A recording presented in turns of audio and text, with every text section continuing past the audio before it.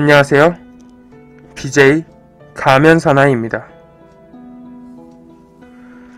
제가 오늘 해드릴 이야기는 제 방송의 핵심 주제인 오컬트, 바로 오컬트에 관련된 이야기를 해드릴까 하는데요. 우선 오늘은 오컬트란 무엇인가에 관한 이야기를 할 거예요. 그리곤 차후 앞으로 계속 진행될 오컬트라는 주제는 계속해서 틈틈이 제가 일화라든지 여러가지 주술적인 의미를 지닌 이야기들을 차후 계속해서 방송을 통해 이야기해 드릴게요. 자, 그렇다면 오컬트라는 것은 무엇인가? 자, 이 오컬트라는 단어의 어원은 라틴어 오쿨루스라는 것에서 이제 따온 거예요. 뜻은 숨겨진 것, 시크릿에서 유래되었다고 해요. 과거 고대 그리스의 용어로는 비의라는 뜻으로 에소테릭이라고 사용했다고 해요. 자, 오컬트란 과학적으로는 해명하기 어려운 신비하고 초자연적인 현상이나 대중적으로는 알려지지 않은 신비로운 지식, 인간의 오감을 초월한 재능에 의존하는 초자연적인 힘이나 기술을 통칭하는 단어가 바로 오컬트라고 해요. 그리고 그러한 숨겨진 혹은 신비로운 힘을 믿는 것, 또 혹은 그것을 연구하는 학문을 바로 오컬티즘이라고 하죠. 하지만 여기서 주의해야 할 점은 바로 오컬티즘과 심령주의의 차이점이에요. 심령주의는 비이성적이고 감정적인 태도로서 초자연적인 현상과 거기에 대해 몰두하는 방식이고, 오컬티즘은 과학적이고 이성적인 관점으로 물리적인 영역 이외의 다른 영역에 대해 탐구하는 형이상학적 과학이라고 해요. 현재 문제가 되고 있는 사령 카페를 위시한 오컬트 문화는 심령주의에 속한다는 걸 알 수 있을 것이에요. 네, 고래님 맞아요. 지금 인터넷에 떠돌아다니고 있는 사령을 부르는 주술이라든지 며칠 전 제가 방송한 강령술, 교령술도 또한 다 이러한 심령주의 오컬트 중 일부인 것을 알 수 있죠. 즉, 물론 심령이던 오컬티즘이던 간에 그것이 모두 오컬트라는 범주 안에 속한다는 것은 맞는 말이라는 거죠. 하지만 이렇게 따지자면 우리가 현재 고등종교로 분류하고 그것을 믿던 믿지 않던 사회적으로 인정하고 통용되고 있는 천주교, 기독교, 불교 등 대부분의 종교 역시 오컬트의 범주에 속할 수밖에 없다고 해요.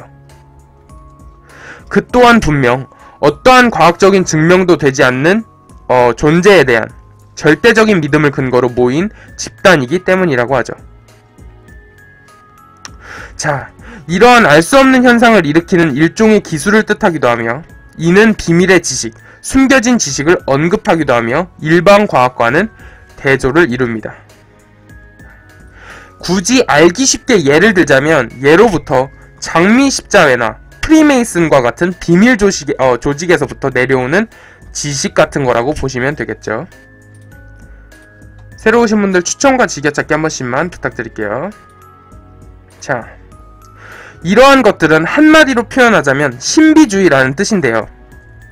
예를 들어 부적이나 마법, 요술, 주술, ESP, 즉 초감각적 지각, 수비학, 루시드 드림 또는 힌두교나 불교와 같은 종교에 이르기까지 매우 광범위하게 주제로 다루고 있어요. 물론 엄밀히 따지자면 모두 다를 수 있지만요. 하지만 또 단순하게 종류로 보자면 마법, 다르마, 카르마, 연금술, 피라미드, 헤르메스, 차크라, 우주, 점성술, 타로카드, 룬 문자, 카발라 등이 있어요. 고대부터 인류는 자신들이 설명할 수 없는 현상을 알아가는 과정에서 인도에서는 요가 체계, 중국에서는 역학 체계, 티베트에서는 틴드리즘 체계, 서양에서는 유대 고위, 영지주의 등과 마법, 연금술 등으로 발전했으며 현대에는 프리메이슨과 같은 단체에서 오컬트의 원리에 대해 발견할 수 있죠. 이렇듯 오컬트의 분야와 범주는 너무나 광범위하여 고대 문명에서부터 우주 문명까지 포괄한다고 해요. 이 이야기는 자세히 한 번 더 나옵니다.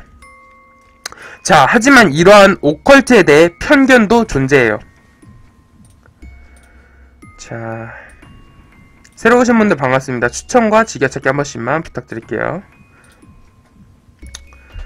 자, 제가 안 보이네요. 흔히 오컬트 문화라고 하면 많은 사람들이 단순하게 악령, 사탄, 빙의, 저주, 종말론과 같은 어두운 이미지를 떠올리죠.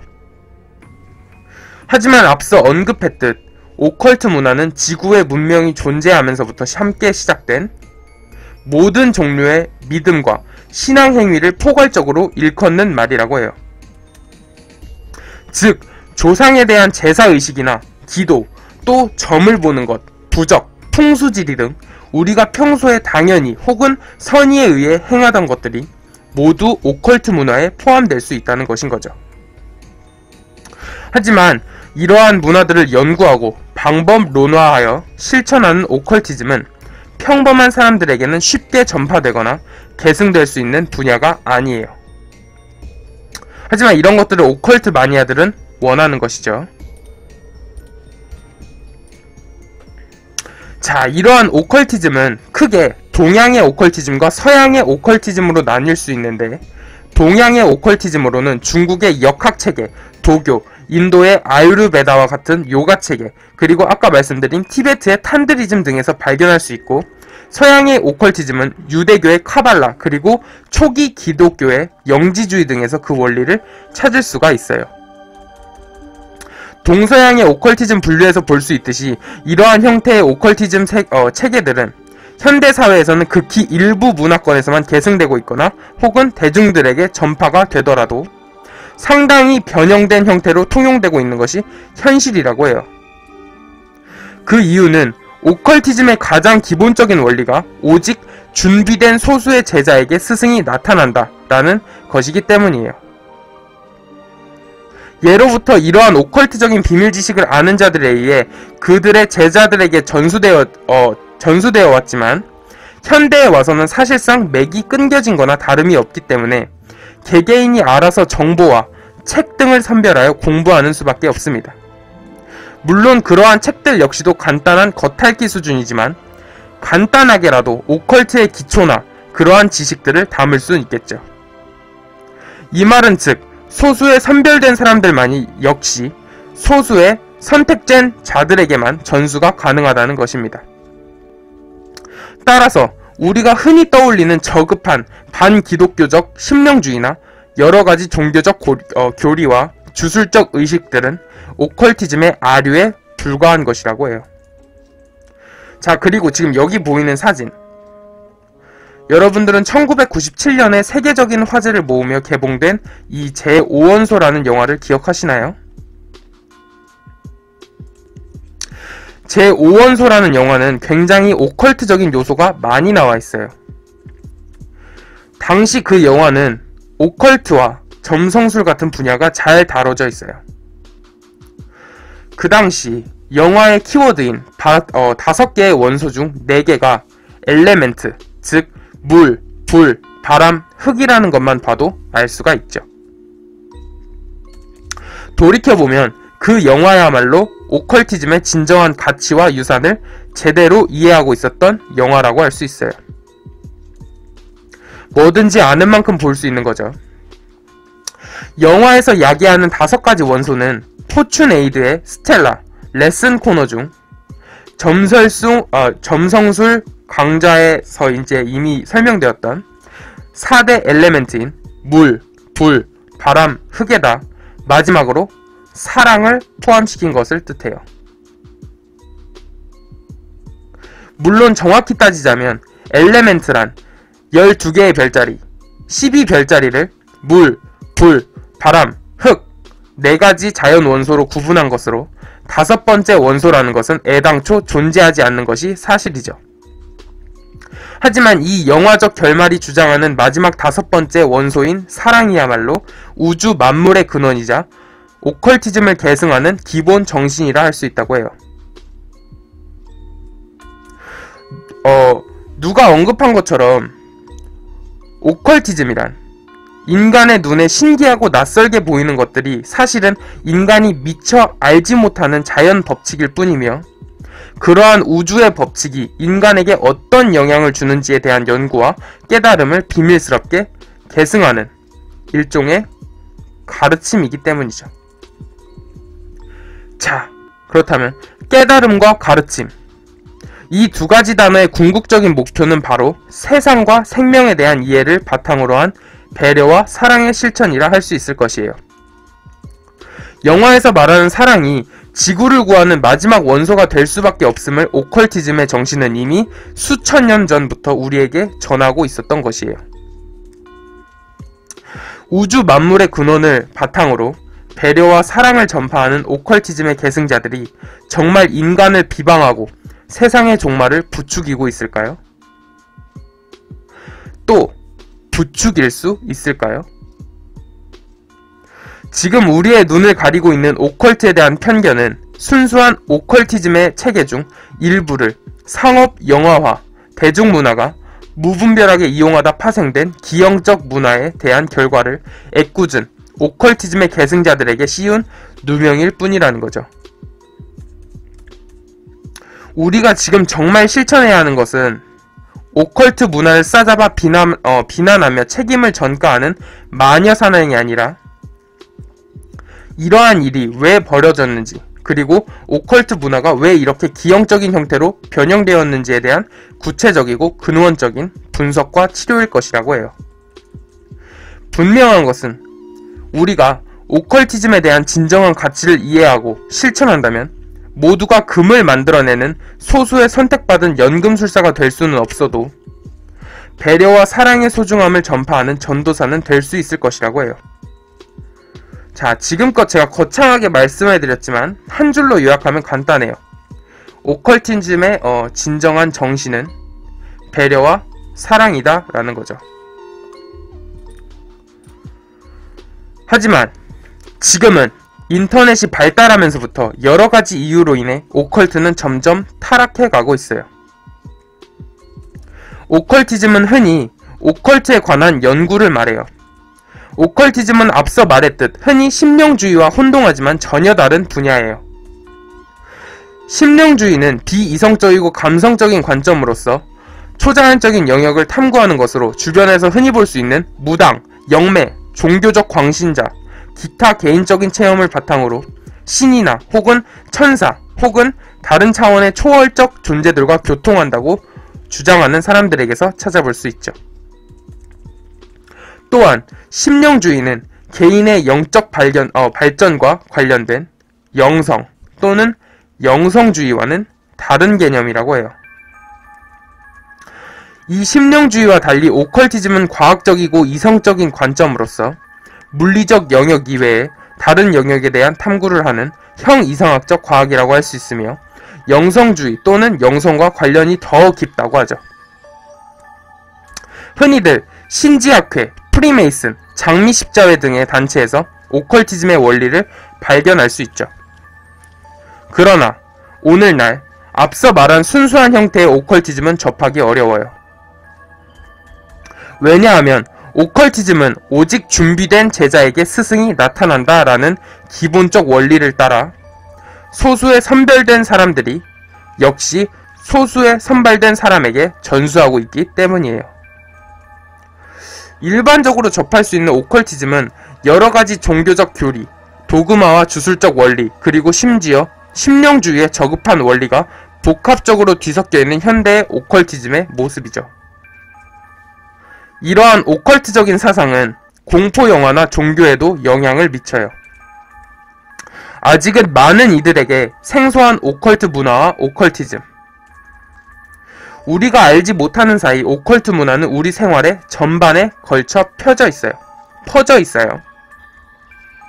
영화에서 오컬트는 공포영화의 한 장으로 손꼽히는데 1973년 개봉된 윌리엄 프리드킨의 연출작 엑소시스트는 어린 소녀의 몸에 깃든 악령과 신부와의 대결을 그린 작품으로 오컬트 공포 영화를 대표하는 작품이라고 할 수 있어요. 새로 오신 분들 추천과 즐겨찾기 한 번씩만 부탁드릴게요. 우리나라 한국에서는 검은 사제들이라고 대표적으로 생각하시면 될 듯 하네요. 이로부터 3년 뒤 개봉된 리처드 도너 감독은 그가 이제 작품을 한 오맨은 인간의 모습으로 태어난 악마가 한 가정을 위협에 빠뜨린다는 내용으로 흥행에 성공하여 이후 몇 년 동안 오컬트 영화의 붐을 일으키기도 했죠. 2004년에 개봉해 흥행했던 분신사바 또한 오컬트를 소재로 했던 한국 영화 중 하나예요. 분신사바는 학창시절 장난삼아 해본 사람이 의외로 많을 정도로 우리의 일상생활에서 쉽게 접할 수 있는 것이기도 해요. 다만 그 위험한 장난이 강령술, 즉 오컬트 문화에 해당된다는 것은 모를 뿐이죠. 자, 또 안 보이네. 자, 한편 세계의 악마라고 불리는 히틀러 역시 오컬트 신봉자 중 한 명이었다고 해요. 히틀러는 검은 마법과 연금술을 배우려고 했고 인간의 두뇌를 짐승에 이식하여 명령에 따라 움직일 수 있는 짐승 군부대를 만들려는 시도를 하기도 했었다고 전해져요. 그는 2차 세계대전 당시 소련에 패한 독일은 어떻게 해서든 상황을 돌이키려 노력했었는데 이 과정에서 나치의 최측근이었던 하인리 힘러는 히틀러에게 다차원 포털에 관한 보고서를 건네게 되었죠. 그 보고서 내용에 의하면 다차원 포털은 과거, 현재, 미래를 막론하고 원하는 시간대에 원하는 공간으로 이동할 수 있는 통로를 의미하며 이러한 다차원 포털로 과거로 돌아가 소련에게 패배한 이유와 원인을 완벽하게 분석한 뒤 다시 전쟁을 일으키자는 내용이 주를 이룬다고 해요. 이러한 오컬트 신봉자였던 히틀러는 반색하며 다차원 포털을 찾으라고 명령했으나 찾지 못했다고 해요. 그 사이 전쟁에서 패한 독일은 패전국임을 선언했고 히틀러는 자살로 생을 마감했습니다.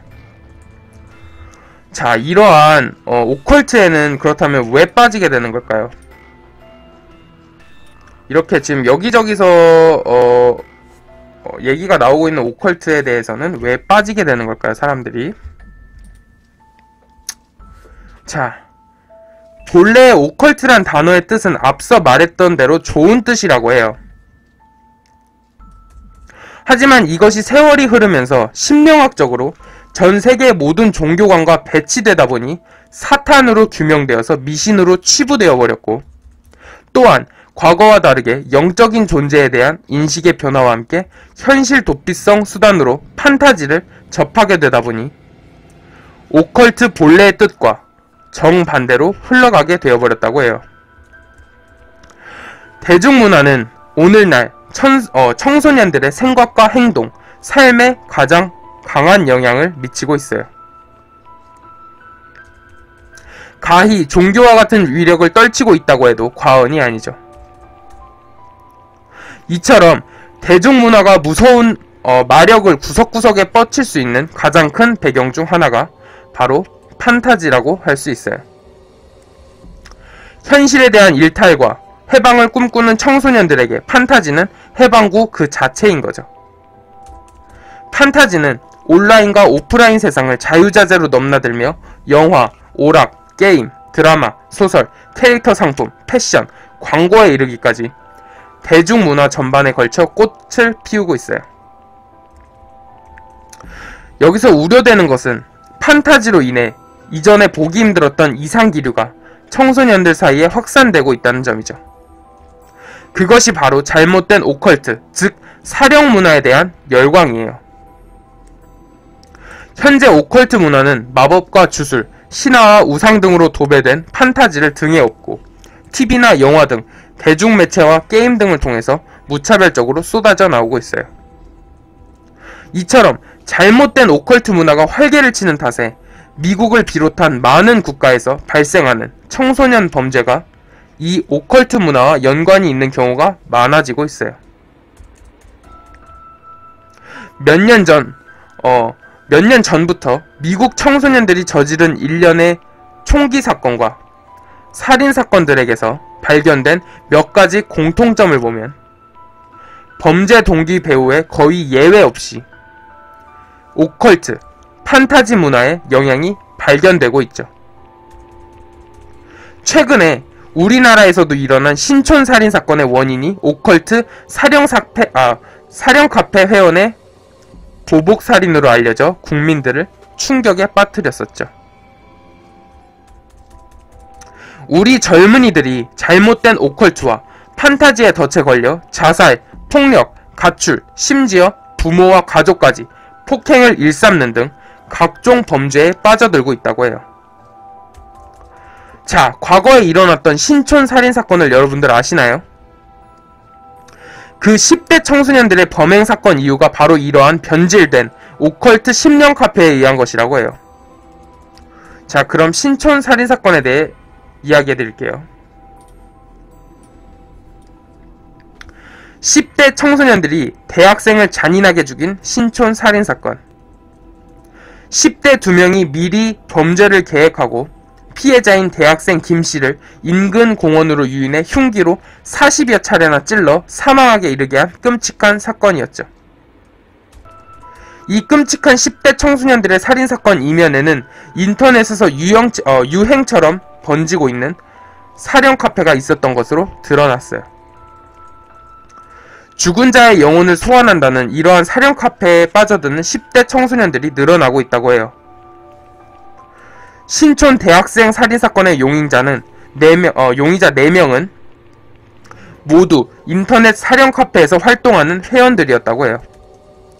사령이란 귀신, 즉 죽은 자의 영혼이란 뜻으로 사령 카페에는 귀신의 존재를 믿는 사람들이 가입해 있다고 하죠. 인터넷 포털 사이트에서 사령 카페를 검색하시면 공개된 것만 100개가 넘는 것을 볼 수 있어요. 심지어 한 포털 사이트 사령 카페엔 회원수가 무려 2,000명이 넘는다고 해요. 사령 카페 회원들은 주로 10대 청소년, 특히 여중생이 많다고 해요. 그리고 이들은 특정 주문으로 귀신을 불러내 대화를 할 수 있다고 믿고 있다고 해요. 자, 이때 제가 한 인터뷰 내용을 가지고 왔어요. 사령 카페 회원인 학생과의 인터뷰. 그걸 이제 제가 읽어드릴게요. 14살 여중생. 하얀 종이에 동그라미를 그려놓고 연필을 잡은 다음에 힘을 빼고 팔 부분을 위로 올리면 그게 손빙이가 되거든요. 그렇게 하면 저는 손빙이가 됐어요. 자주 되세요? 네, 요즘 자주 되는데 가끔씩 오래 걸리면 사령이 잡아주기도 해요. 그러면 느낌이 어떠세요? 그냥 좀 찌릿하고 뭔가 잡는 느낌이 들어요. 얼마 정도 걸렸어요, 시간이? 저는 3에서 4일 정도 걸렸는데 만약 착한 사람이면 1일밖에 안 걸려요. 사령 카페에서 열정적으로 활동하는 또 다른 회원은 자신이 사령과 텔레파시를 했다고 말하기도 했다고 해요. 이번엔 겨우 15살의 학생입니다. 15살의 여중생. 뭐라고 해야 되지? 사령 소환할 때 가장 중요하다고 생각되는 게 믿음인 것 같은데 그때 뭔가 말이 나오나요? 사람마다 다른데요. 대화가 빨리 되는 사람도 있고 반년이 지나도록 대화 한번 못한 사람도 있고. 별다른 일은 없었어요? 별다른 일이 없었다기보다는 죽은 분도 계시고 제일 처음에 소환했던 분들은 다 함께해요, 회원들끼리. 그럼 모임 같은 것도 하나요? 사령 카페에서 정모라고 해가지고 한번 모인 적이 있어요.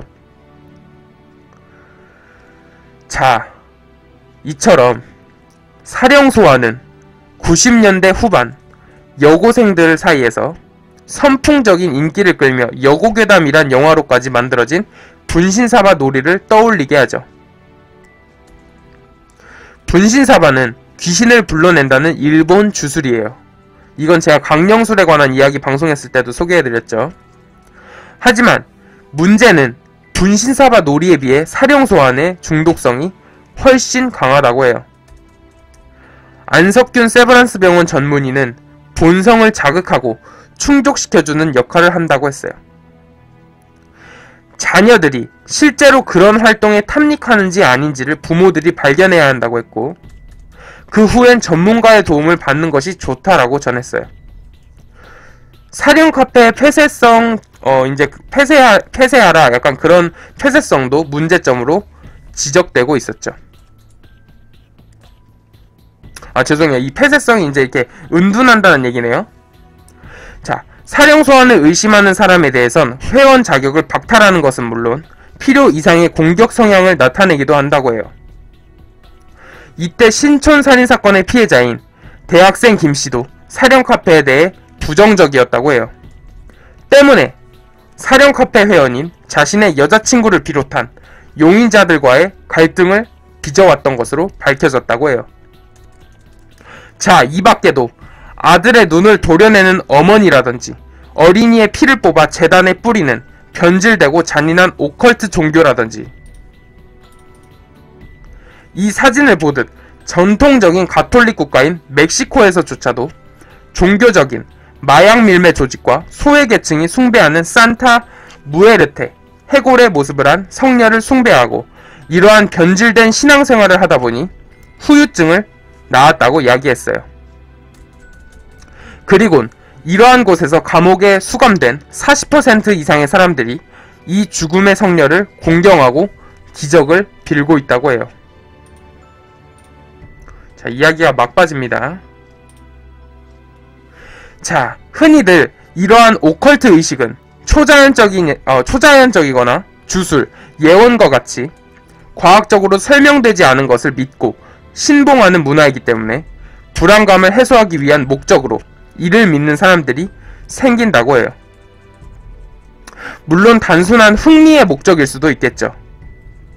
하지만 제가 앞서 말했듯이 오컬트 문화의 시초는 지금의 현대처럼 타락한 문화가 아닌 단순하게 신비하고 좋은 의미의 계승을 가진 의미였는데, 이렇게 바뀌게 된 오컬트 문화에 대해서 여러분들은 어떻게 생각하시나요? 자, 이제 장차 원래 저의 핵심 컨텐츠인 오컬트를 주제로 많이 다룰 텐데요. 앞으로 방송을 통해 계속해서 오컬트에 관한 일화나 그에 대한 주술에 대해서도 소개해 드릴 거예요. 하지만 항상 말씀드리듯이 이것은 단순하게 재미로 받아들이시길 바랄게요. 앞으로 오컬트적인 이야기도 많이 사랑해 주시길 바라며, 오늘 제가 준비한 오컬트에 관한 첫 번째 이야기는 여기까지입니다.